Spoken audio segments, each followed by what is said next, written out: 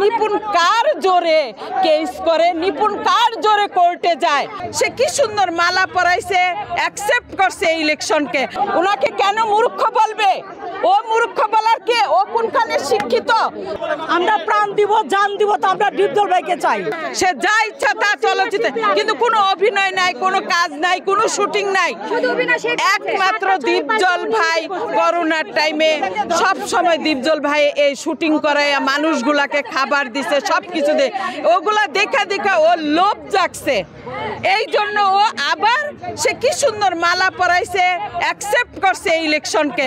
আজকে সে কি সুন্দর করে বলে যে কোর্ট কাছারিতে সে রিট করছে, ওদের দীপজল ভাইকে বহিষ্কার করার জন্য নির্বাচন কারচুপি হয়েছে। Jamuna air conditioner, simplify cooling. সুন্দরভাবে ইলেকশন হয়েছে।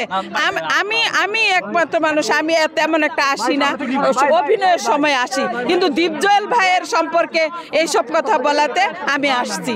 প্রধানমন্ত্রী শেখ হাসিনা, আপনি দেখুন, উনি দেশের জন্য সম্পদ। দীপজল ভাই সবাইকে এবং শিল্পীদের জন্য সম্পদ। উনি 1 টাকা নেওয়ার জন্য আসে নাই, উনি সবাইকে দেওয়ার জন্য আসছে।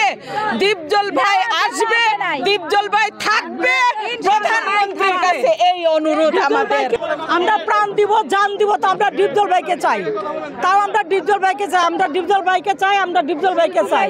আমাদের শিল্পীদের স্বার্থে ডিপজল ভাই একটা শিল্পীদের ইন্ডাস্ট্রি, ফিল্ম ইন্ডাস্ট্রি যেমন একটা ইন্ডাস্ট্রি, ডিপজল ভাই হলো একটা শিল্পীদের ইন্ডাস্ট্রি। তাই ডিপজল ভাইকে আমরা চাই। বিগত 2 বছর আমরা কেউ এফডিসিতে আসি নেই। এর আগে যখন জায়েদের আমাদের 4 বছর ছিল, আমরা যদি কেউ একটা সপ্তাহ না আসতাম, জায়েদ খান ফোন দিয়ে সবাইকে বলতো, আপা শিল্পী সমিতি একটা বাগান, তোমরা হইলো তার ফুল, তোমরা যদি না আসো বাগানটা মলিন হয়ে যায়। আপা তোমরা আসো তো এই বাগানে বসো। কই গত 2 বছর তো এরকম একটা ফোন কোনো শিল্পী পায় নাই, একটা ফোন তো কেউ পায় নাই। একমাত্র নিপুণ প্রয়োজনে আইসা চেয়ারে বসে, নিপুণ চেয়ার থেকে উঠে গেছে গা, একটা প্রাণী শিল্পী সমিতি আসে নাই। দীপজল ভাই মানুষকে করোনার টাইমে বাড়ি বাড়ি খাবার পৌঁছাই দিছে। কই নিপুণ 2 বছর থাকছে, কেউ আসে নাই। এই ইলেকশন করে নাই, তখন দীপজল ভাই ইলেকশনও করে নাই। খাবারগুলা যে পৌঁছাইছে ভ্যান গাড়ি দিয়ে দিয়া, পেঁয়াজ, চাল, ডাল ওনার নিজের ইয়ে থেকে পাঠাইছে। আর নিপুণ কার জোরে কেস করে, নিপুণ কার জোরে কোর্টে যায়, কিসের তার এত জোর?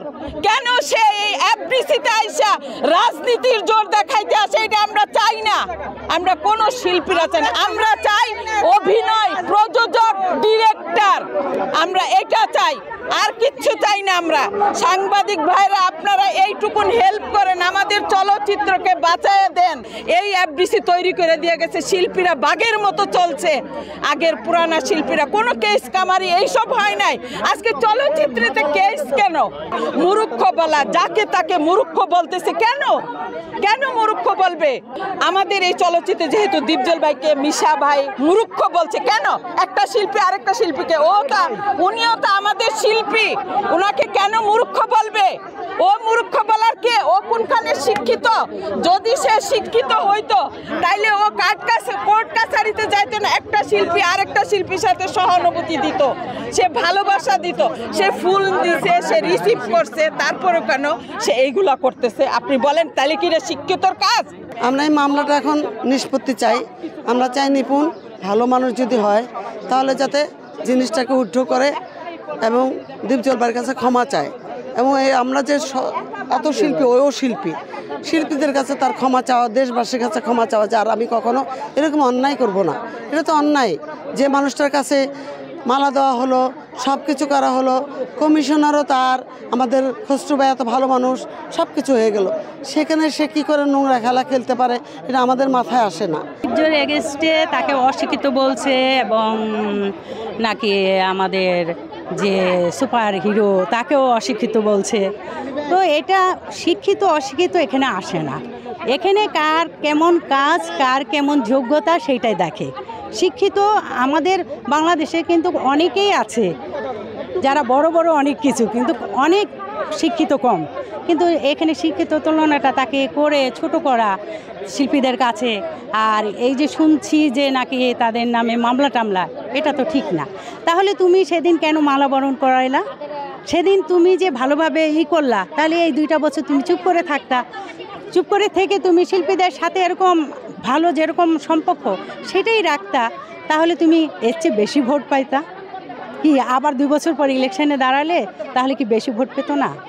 আমি তো মনে করি তাই হতো।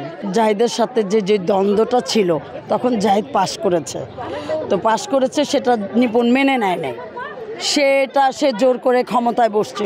তারপরও শিল্পীরা মেনে নিচ্ছে, থাকুক না 2 বছর, 2 বছর তো চোখের পলকে চলে যাবে। সব শিল্পীরা মেনে নিচ্ছে এটা 2 বছর কোনো ব্যাপার না। তো 2 বছর উনি ক্ষমতায় ছিল, কাজ করছে, আবার ইলেকশন হয়েছে। দীপজল ভাই ইলেকশন করতে পারে নাই, সমস্ত সিনিয়র যায় তাকে রিকোয়েস্ট করে তাকে ইলেকশনে নামাইছে, সে পাশও করছে, নিপুণ ফুলও দিছে, মেনেও নিছে। তারপরে সে আবার এখন 1 মাস পরে সে কোর্টে মামলা করলো। 2টা বছর কোনো ব্যাপার না, 2টা বছর তো চলে যাবে ভাইয়া। 2 বছর ওয়েট করে সে আবার ইলেকশন করতো, আবার সে যদি ভালো করতো, তার সাপোর্ট যদি শিল্পী থেকে থাকবে, সে পাস করবে। কারণ সে তো 200 ভোট পেয়েছে, তখন 300 ভোটও পাইতে পারে। 2 বছর কোনো ব্যাপার না, উনি ওয়েট করুক, 2 বছর পরে আবার ইলেকশন করুক, আমরা তাকে দরকার হলে সাপোর্ট করব। কিন্তু সে এটা কি করলো ভাই? আমরা তো লজ্জা পাইতেছি, মানুষের সামনে রাস্তায় বেরোতে পারতেছি না, বাচ্চা নিয়ে স্কুলে যেতে পারতেছি না, গেটের সামনে দারোয়ান বলে যে আপনারা এইগুলা হইতেছে ওগুলা হইতেছে। আমরা এখন শিল্পী বললে লজ্জা পাই ভাইয়া। এটা নিন্দা জানাই আমরা শিল্পী সমিতিতে কোনো মামলা হামলা এটা চাই না। আমরা শিল্পীরা কাজ করব, সাধারণ শিল্পী। আমরা দীপজল ভাই থাকলে প্রতি মাসে ছবি বানাইবে, প্রতি বছর ছবি বানাইবে, এই ছবি ছাড়া চলবে না। আমাকে ছবি চাই, আমরা কাজ চাই, আমরা দীপজল ভাইয়ের কাছে কাজ চাই। দীপজল ভাইয়ের মতন মানুষ আমাকে ইন্ডাস্ট্রি দরকার। দীপজল ভাই যদি আসে, এই ইন্ডাস্ট্রিতে 10টা ছবি হবে। 10টা ছবি যদি হয়, আমি তো অন্তত 5টা ছবিতে অভিনয় করতে পারবো, আরও মানুষ তো পারবে। তাই আমি মনে করি দীপজল ভাইয়ের আসা উচিত, এবং আসতেই তো দীপজল ভাই থাকবে, এটাই আমি চাই।